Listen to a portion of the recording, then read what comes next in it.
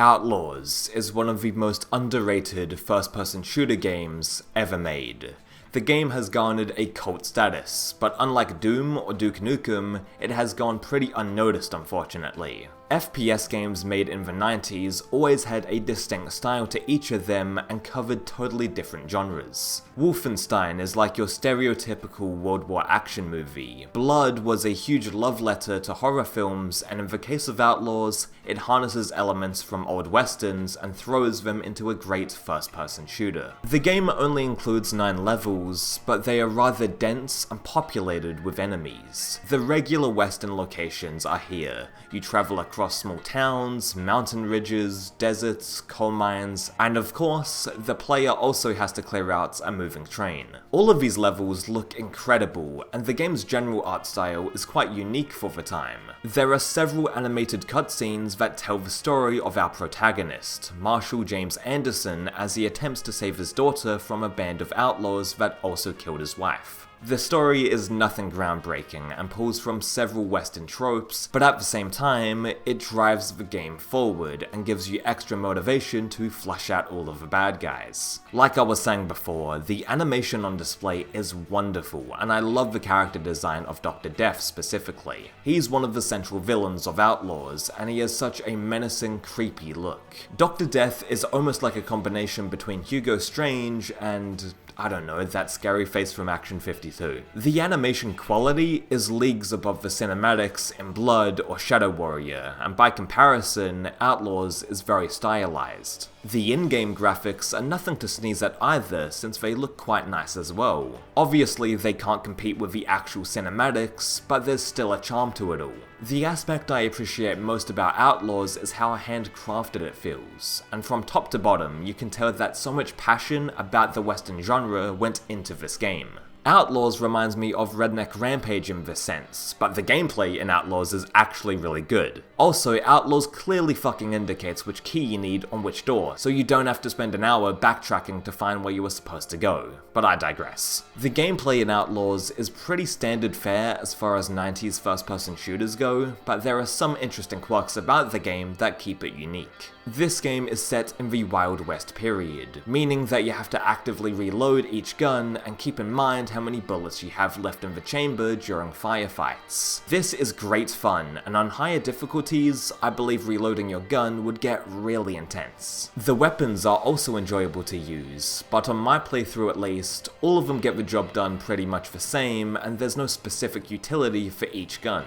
That being said, there is a rifle you get in the game with a scope attachment, in order for you to pick off enemies that are far away or perhaps camping out. The weapons feeling a bit similar is perfectly valid if you consider the time period the game was set in, and even so, all of the guns feature good punchy sound effects. The only weapon I didn't like using was the dynamite, as it just felt clunky to use. You don't really get a good judge of distance as you're holding the button down to throw it, and this was definitely the tool I used the least in the campaign. Not counting the portable medkits, the game's inventory items are fairly situational, and I found myself enjoying this element a lot. There are points in the game where you either need to grab a shovel so that you can dig yourself a hole, or use a lantern to light up dark areas. This is awesome, and I appreciate how Outlaws cuts the fat out of typical 90s FPS inventories. I barely use the caltrops in Shadow Warrior, or the laser trip mines from Duke Nukem 3D for example, and Outlaws keeps the equipment list simple and streamlined for players. I like how the inventory feels like an extension of the character, and all of the items have clear use. So the objective in each level is to kill an outlaw, and as you progress, you get closer to finding out where James's daughter is. Ending the levels by killing an outlaw is a great idea, but more often than not, I end up killing the boss thinking that he was just another bad guy and the level abruptly ends. However, I am glad that Outlaws tried something new, and it deviates away from the conventional exit switch that other 90s FPS games had. The cutscenes that play after the boss is killed are exceptional, and the protagonist's badass personality shines through. My favorite cinematic in Outlaws comes towards the end of the game, where Dr. Death is monologuing to himself even when he's dangling above a lava stream, and James puts out his cigarette on the rope attached to him. Let's talk about the maps themselves, since for the most part, they are very well designed.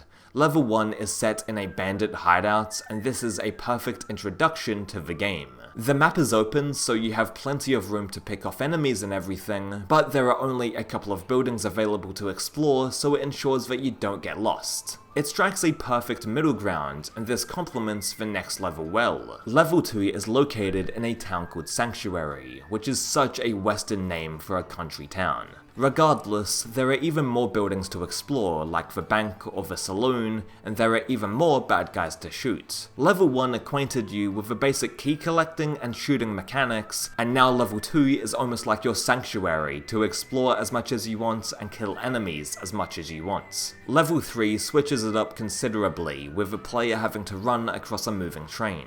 This is the obligatory train level, and it's one of the highlights of the game. I love how you need to explore each passenger carriage for keys and more ammo, and this level's background looks amazing. River Basin is the next level, and the environment looks epic. Picking off enemies situated on the cliffside and watching them fall off will always be entertaining, and I love the verticality in this map. At this point, I was fully immersed in the game, and coupled with its perfect soundtrack, you actually feel like you're embarking on a trek up this mountain range. Outlaws has great level design, but there are two maps that I'm not a fan of, and one of them is level 5, the Sawmill. The first half of this map isn't bad at all, but the frustration comes in when you need to find 3 gears and make them operate to progress. You have to go through this annoying swimming section, and players can easily get confused at what they're supposed to be doing. Also, when you eventually find the gears, you don't just place them using the action key.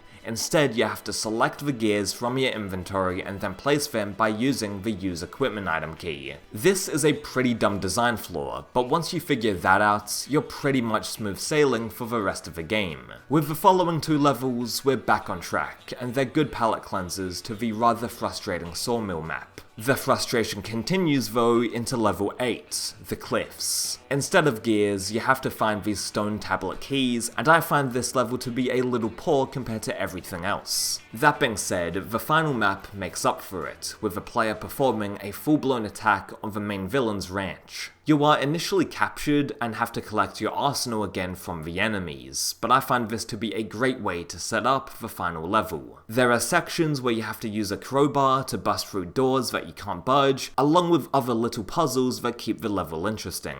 Bad guys are swarming all around this map, and I think this is one of the best levels in the game, as well as a perfect way to end off a solid game. On top of the campaign, you can play the historical missions, and there is even more fun to be had there if you want some bonus content. That being said, Outlaws is an absolute gem of a game, and I'm very glad that it was released on GOG a few years ago. For the longest time, Outlaws was a bitch to get running on modern hardware, and there wasn't a decent source port in sight.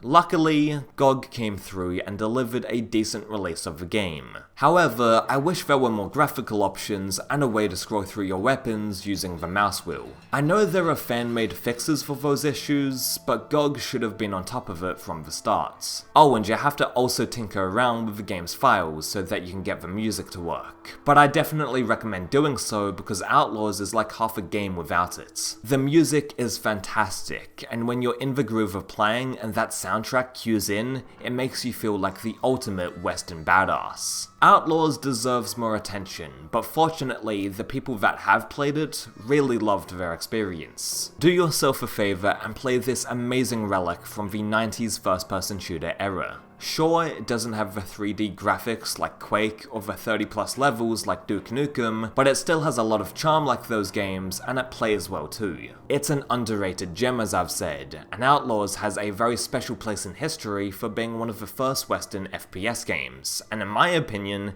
it's the ultimate Western first-person shooter as well.